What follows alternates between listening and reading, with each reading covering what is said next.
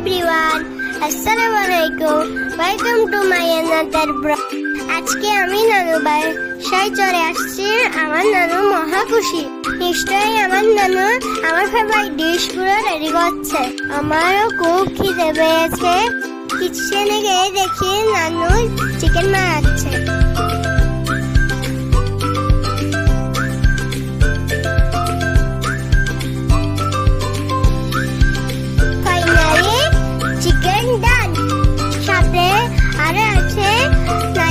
Puri পিঠা।